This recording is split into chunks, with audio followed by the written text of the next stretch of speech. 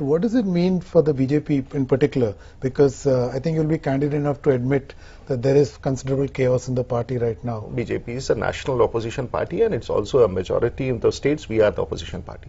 So we have got a role, and the people of this country have given that role as a principal opposition party. So, but there could be certain squabbles within the party, but that does not affect our positioning as a national opposition party. And that is, of course, today there is a situation where earlier left used to play. Left has been decimated. It has come down. So, fortunately, this country is heading for a bipolarity in politics, which is visible. I think that is good for the country. We have in the BJP decided to play a role of constructive opposition. Where good things coming, we'll definitely we'll caution them, we'll warn them, we'll support them, and we'll stop them if it is required. What would be your kind of Lakshman Rekhas in this budget that the government shouldn't cross, where you would have a big issue? Well, the government has got a mandate now. And this budget, we just have to, things which they want to do for the nation, we'll say, of course, you come forth and do it. If there are anything which aberrations, we'd like to point it out to them. But I can assure you that we are not going to take up things which generally would create a situation of a negative opposition. You agree the fact there has been a broad agreement, but I see that the Congress party will try and ensure that it is able to retain its vote bank. It is able to respect the mandate which it has got, and takes it forward. I don't think they're going to touch things like labor reforms. I don't think they're going to talk about taking away my provident fund and investing it in the market.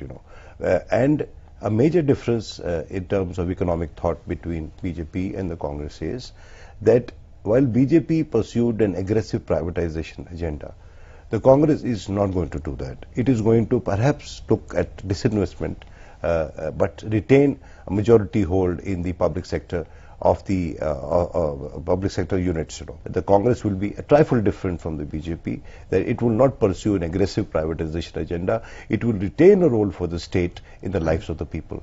So to sum up then, clearly there is a mandate that the government has, and it is going to pursue it in this budget. And Rudy, you say the opposition will fulfill its role looking ahead. You see, on this I'd just like to intervene here. Like the government saying that we want to have an agenda for reforms in education, and you cannot usurp the democratic process. So that has to be taken into account. When you talk about major interventions, we're talking about the FRBM Act, which comes to an end this year. Now, the fiscal expenditure, it's almost the fiscal deficit is with the states along, it will be around 13 to 14%. Now, when he says we at least, if they may say, we went in for an aggressive investment or a privatization, but we created benchmarks, which is being pursued by this government. We created benchmarks in roads, whether rural roads or urban roads, national infrastructure. We created a benchmark in aviation. What the airports which you see was basically this whole process was initiated by us, whether modernization of Delhi and Mumbai or the two greenfield airports which you see in Shamshabad or Mangalore. So we set a benchmark. Now they may be shying out from those benchmarks, but we still feel that those benchmarks have to be pursued, cannot be neglected. And the focus which we know says that the Congress would primarily go on the social sector, would give a setback to the issues in the long term as poverty, elevation. Infrastructure development. Infrastructure development cannot be ignored. Without that, you cannot really kickstart the economy and look at those double-digit economic growth. So I think that giving people a capacity to buy, creating jobs, and that thereby the need for infrastructure and investment. Government being the single largest investor, because big business, you like it or not, is sitting on its wealth. They put all expansions on hold after this economic downturn. And there has to be a confidence generated amongst the corporate sector that, look, you come forward, we are investing, you lend the shoulder to the wheel, and let us take the country forward. Thanks, Vinod. Thanks, Rudy. We kind of run out of time. So thank you very much for being on the show with us.